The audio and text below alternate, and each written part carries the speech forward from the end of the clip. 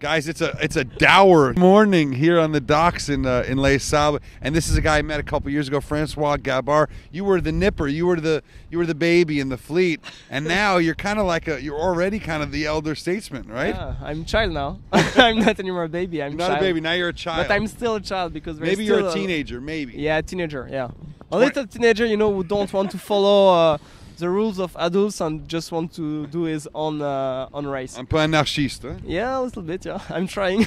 So listen, you know, last time we spoke, you were setting off around the world with Mishdej on Foncia, the sister ship to this boat. Obviously, that didn't end well for you. No, for sure. A lot of the conversation on the dock has been about reliability, about, I mean, how many masts have fallen over in the last 12 months just, okay? Like, yeah. Obviously, you come from the sister ship and lost your mast in the Barcelona.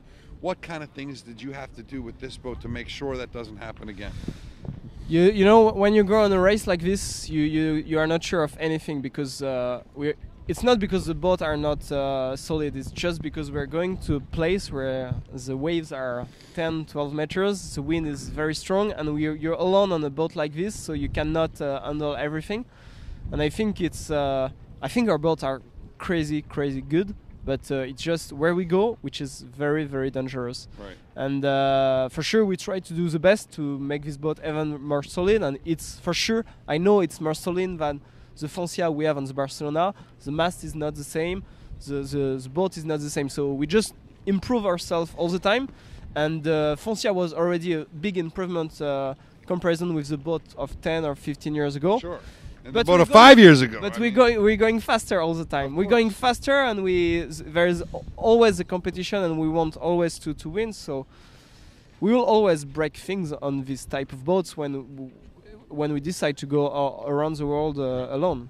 But do you think that with sponsorship getting tougher and tougher, I know you have a longer term deal with Massif, but with sponsorship getting harder and harder, that the philosophy that if we break and we're pushing and we break, maybe it's okay. But you know, is that changing a little bit because these companies need so much more?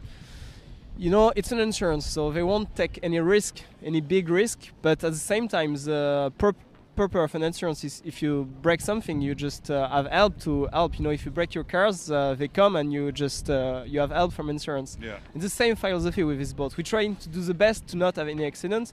We're trying to do the best, but it still could happen. And the good thing is, if it happens, we just have to try to find a solution to fix it as fast as possible. Since Massif is a company of insurance, so maybe it wouldn't be too bad if something did break, then at least you have an insurance company, right? Yeah, exactly. And they can show how they handled the claim, yeah, and it'd be like more PR, right? Exactly. But the best, you know, when you have an insurance, the best is to not break anything. Of course. Never. Of and course. When you have an insurance on your house, you don't want to have any problem. Never.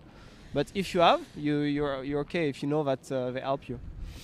So I know that you just had a kid, just had a baby named Hugo.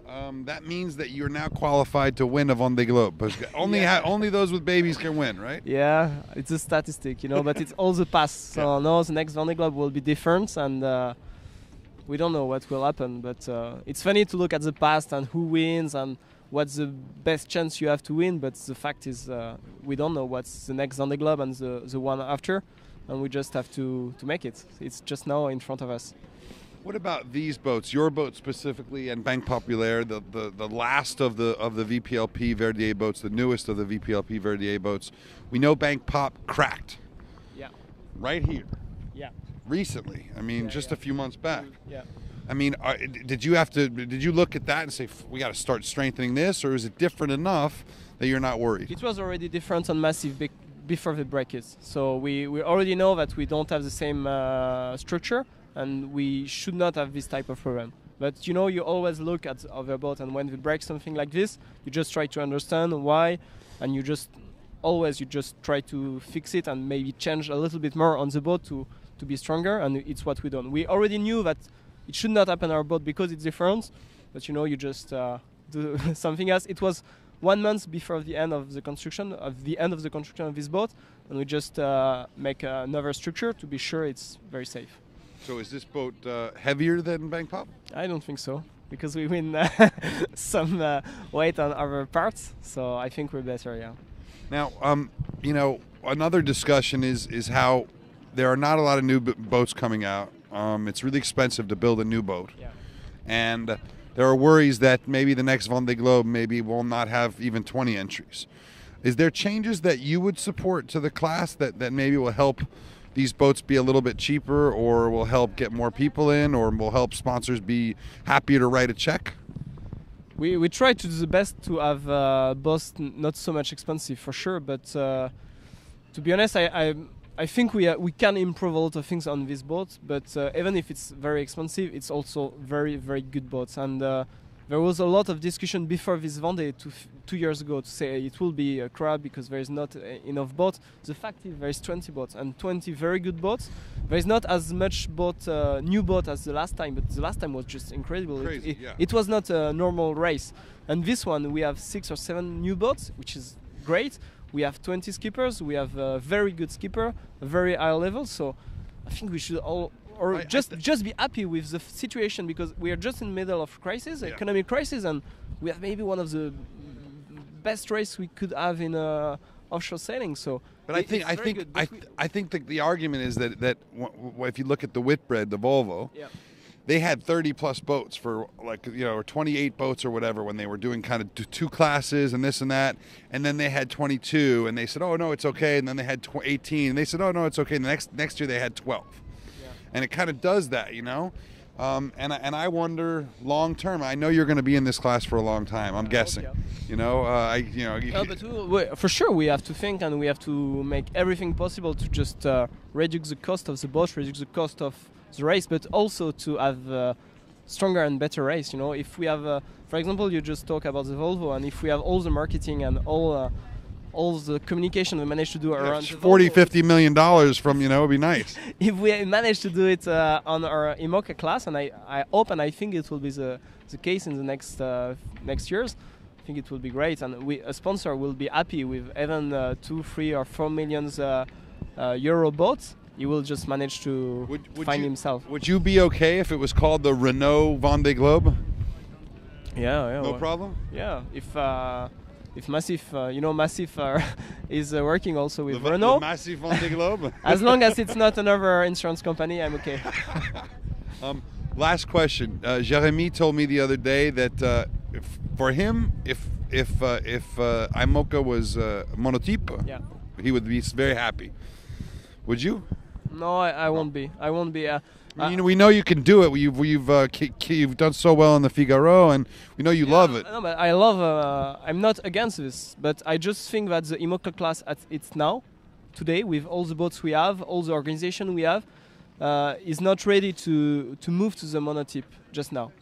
But maybe in 10 years it will be the case, and I'm okay with this. I just think that right now, if we make this change, it won't be easy to do it. And you always thinking long term. Yeah, I am, because I'm not against a monotype, and I think it could be a very good option, but just not now. We have to change the class, to work on the marketing, to work on a race, to make a race like this Vendee Globe strong as it is now, and even better. And we have to work on the cost of this wonderful boat. We can win a lot of money on the keel, on the mast. There's a lot of part on the boat which just cost a lot of money, and we can just maybe change this, have maybe part of the boat who are monotype. I'm really for this, but not all one design class, because I don't think we can sell with this boat against other one design. Maybe our boat will be faster, and who wants to buy a new one design boat if it's slower than this one? Right. So it could. I don't think you could work like this. Can even maybe do 2 class, but it's very long-term philosophy. It's on 10 or 15 years. Why not? But not just in 1 or 2 years you cannot do it. I don't think you can do it. Who do you think is the fastest sailor and boat combination here? For me, there is 3 boats who are very good. It's Banque Populaire with Armel, Jean-Pierre Dick with Virbach, and Vincent Yu with PRB. It's 3 good boats, 3 great sailors who already wins the Vendee or already win big race like the Barcelona. Armel did finish second the last Vendee Globe. They're very, very good sailors with very good boats.